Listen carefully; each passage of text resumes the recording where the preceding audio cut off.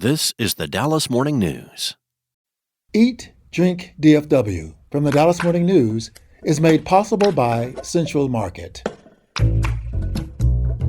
Hello, and welcome to Eat, Drink, DFW, the podcast from the Dallas Morning News food team.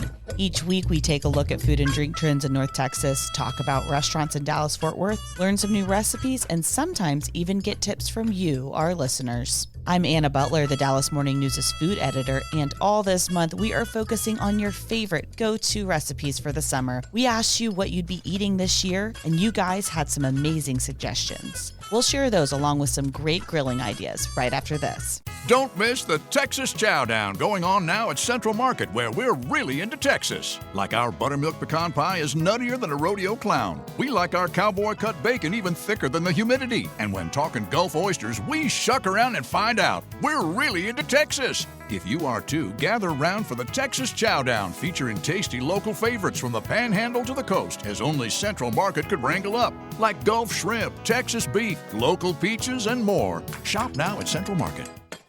For the latest food and restaurant news, visit dallasnews.com/food. Also, we'd love to hear from you, so email us at eatdrink@dallasnews.com. Today, I am joined by our food writer, Sarah Blaskovich and Imelda Garcia, who have been collecting recipes from readers and listeners for weeks now. Honestly, nobody wants to be in a hot kitchen right now, so what are some easy options? Nobody wants to be in a kitchen, and let me tell you something that I found on Instagram. Do you remember Martha Stewart, right? I remember Martha Stewart, yeah. Of course. So she made this corn in a cup, the way we eat in Mexico City. You take the corn and you put some mayo on it and then some cheese. And then in Mexico, we put some chilito, like a spicy one. But she made it with cayenne pepper. And I was like, what is that? Instead of the chili. Yeah, it's like this is a new recipe for Martha, perhaps, Imelda. A recipe you've been eating your whole life. Yeah, and everywhere in Mexico. It's very popular over there. Well, I'm so glad she found it. That's how I felt when the rest of America found out about ranch water.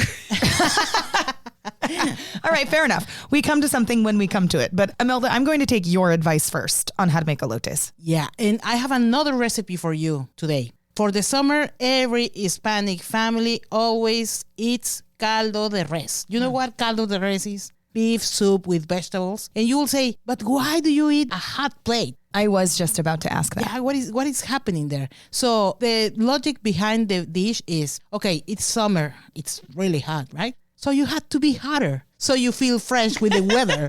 Ooh, this is sort of like if you get a sunburn and you take a hot shower, it takes the burn out of it. That's the theory, right? Okay, I don't actually know if that works. I don't either. But that's the logic of Hispanic moms. But the recipe is really easy. I mean, you take your beef meat, right? And potatoes, some zucchini, carrots, chayote squash, and corn on the cob, even cabbage. So you mix everything together and you put it some salt with water, and that's it. I mean, you just boil it. And maybe you can add some mint leaves. While it's cooking or after? No, with the cooking, while it's cooking. You cook the mint in the broth. Correct. What does the mint do to it? It gives you more taste. It's a mom's secret right there. It sounds very fresh. Yeah, but let me give you a warning, guys. You are going to sweat like a pig after you eat this. But then you're going to feel great because, yeah, of course, you sweat all the hot inside of you and now you are fresh. Yeah, it's a very good recipe. And now Anna, it's writing down right now. I think she's going to try it. I don't know. Generations of Hispanic families have to be onto something here. Well, I'm excited about this next recipe because we've heard from so many different family members on this, and Imelda's sister reached out to us with a recipe. Well, hello. My name is Fernanda, and I am here in Denton, and my favorite recipe, summer recipe, is chilaquiles. I watched this chilaquiles recipe in TikTok online, and this is my go-to since, especially when I don't have a lot of time on my hands or when I had too many margaritas, summer margaritas the day before. So this recipe, of course, depends on the quantity you will be making and everything, but the measurements that I have is technically for one serving. So we'll need either soft tortillas, or you can also use some tortilla chips. We'll need water, tahini, and some hot sauce. So this is, of course, optional. So if we are making the chips from scratch, of course, we'll need to fry those soft tortillas first in a pan so we can give it a chilaquiles some texture, some crunchiness, of course. this will take about 4 to 5 tortillas, and then in a separate container, we'll add a cup of water and 2 tablespoons of tahini. This is when you decide how spicy you want your chilaquiles to be. I always add a little bit of hot sauce, like Tabasco, Cholula, Valentina, or you can always add more tahini to it. But you can also add all kinds of salsas, so take your pick. Once our tortillas are fried, we add our tahini mixture into the pan and maintain in low heat until we get our preferred chilaquiles texture. I know some people prefer them more soggy or crunchy than others, so this is something that you can decide as well. And once these are ready, you can always add sour cream, onion, cheese. I know some people add chicken to it, some eggs. You can always add whatever you feel like. And yeah, these will be ready to enjoy after. You know what? This is outrageous. There were so many surprises for you in that recipe, which is funny because this is your sister. Tell us what's wrong. Oh my God, tajin for chilaquiles. That's sacrilege. I don't know. My mom will beat you right now with a chancla, Oh my God. Let's call my mom and figure out how is the real recipe doing. Ooh. Bueno. Hola, Ma, ¿cómo están? Bien, ¿y tú cómo estás? Bien, mi hermano acaba de hablar al podcast con una receta que está increíblemente mal hecha de chilaquiles con tajín. ¿Y quién le dio esa receta? Pues no sé, pero yo dije, yo le voy a hablar a mi mamá a ver cómo se hace. So I'm telling my mom, you know what? My sister had this awful recipe of chilaquiles. So I'm calling you because I need to know the real recipe. So, okay, ¿nos puede dar la receta, por favor? So can you give us the recipe, please? Claro que sí, con mucho gusto. Okay, she said, yeah, sure. Okay. Mira, los ingredientes son tortillas de maíz, tomate verde y chile serrano, cebolla y queso. Okay, we need corn tortillas, green chiles, green tomatoes, onion, and cheese. Y para prepararlos, se parten las tortillas en pedazos pequeños. So to prepare them, you cut the tortillas into small pieces. Se doran. You fry them. Las tortillas y se ponen a cocer los tomates con los chiles verdes. And you boil the green chilies with the green tomatoes. Y se muelen. Then you grind them. Ya que hayas molido el tomate y el chile, ya tienes listo para que se preparen y se sirvan calientitos. So when you have your salsa ready, so you prepare the whole plate with the corn tortillas and you serve them really hot. Pero también tienes lista cebolla picada, queso fresco rallado o queso para gratinar. And you must be ready with chopped onion or fresh cheese or grated cheese. Y luego ya que los vayas a servir calientitos, le pones en el recipiente donde están las tortillas doradas, ponle la cebolla y sal. So when you are ready to serve them, you add more onion and salt. Ya que eso que esté calientito, agregas el chile, lo que moliste, los chiles. And then you add the salsa. Y lo mueves bien y checas que tenga la suficiente sal. Oh, and you check on the salt, if it's okay with the salt. Y eso es todo. And that's it. You have the perfect chilaquiles right there from a real Mexican mom. Wonderful. And apparently it's so much better than Sister Fernanda's. Dice que son se escuchan mucho mejor que los de mi hermana Fernanda y definitivamente sí se escuchan mejor. Sí, quién sabe quién le daría esa receta a tu hermana. Who knows where did she find that recipe that is so wrong, she said. So, okay. Mama agrees with you. Sí, yeah. Okay, muchas gracias, Ma. Ándale, pues, cuídate mucho. Bye. Bye. Bye. Bye. So that's the real chilaquiles recipe, guys. Your sweet sister. I know, right? She's going to be like, you threw me right under that bus. All I'm trying to do is add the spices I want to add. I know, right? Okay, well, as you guys know, we're big fans of outdoor cooking, and not just in the summertime. In my house, we've been making a lot of vegetables on the grill and on the smoker. There are lots of things you can do on your grill. Our friend Drew, who we profiled in the Dallas Morning News because of his Michelin travels throughout Texas, reached out with his favorite summer burger. Hey guys, this is Drew, the Michelin Man, and I have a fantastic burger recipe that I think is perfect for summertime. I'm a big smash burger guy, so you can do this either on a grill or a flat top if you have one. I prefer a flat top. So, all right, I've got some aggressive burger opinions that I'm going to throw out here. I think this is the type of stuff that would really stir up a comment section, so If you disagree, that's totally fine. But these are my tough, strong burger opinions. So I love a Martin's potato bun. I think any squishy potato bun is fine. I like to toast them for just a little bit of structure, and that's not really for taste. It's just the ability to hold the sauce without the bun turning to mush. I love using an 80-20 blend of chuck.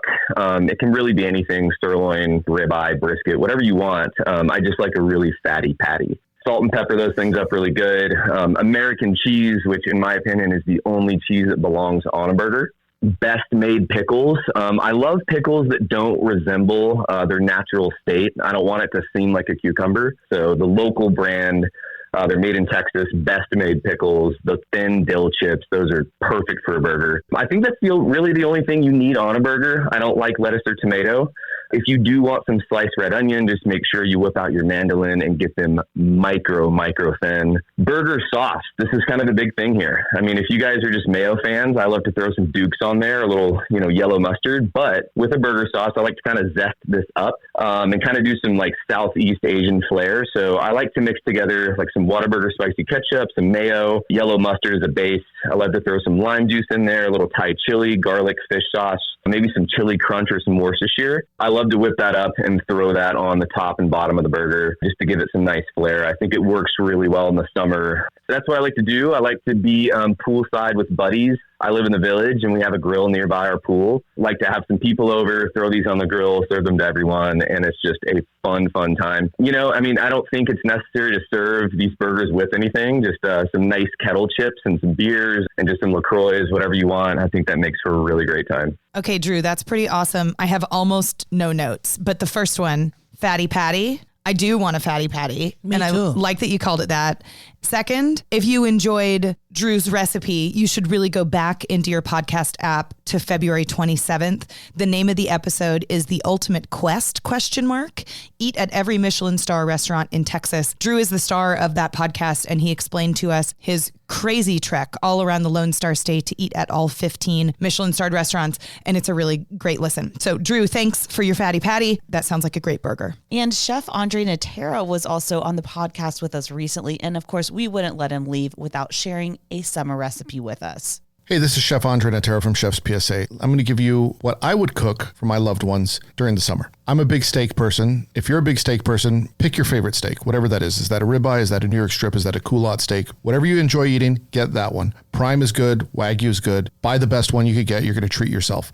Next, you're going to season it. This is really important. This is probably the most important part of this process. If you're cooking on cast iron, that's okay. Over charcoal or wood, also fine. But you're going to create a seasoning mix with dried mushroom powder, a little bit of salt, and you're going to take some wakame seaweed and you're going to dry it a little bit in the oven at a low temperature at about 150 degrees Fahrenheit. When it's kind of crispy, you're going to put all of that in a spice grinder. You're going to mix it all up. So you're going to have a wakame salt with a little bit of mushroom powder. Season your steak heavily. You want to get a good crust on it, whether that's on the grill or whether that's in a super hot cast iron pan. Then you want to cook it with some onions. So you want to marinate your onions, and I like to do a little bit of miso, some smoked soy sauce if you could find it. If not, soy sauce will work.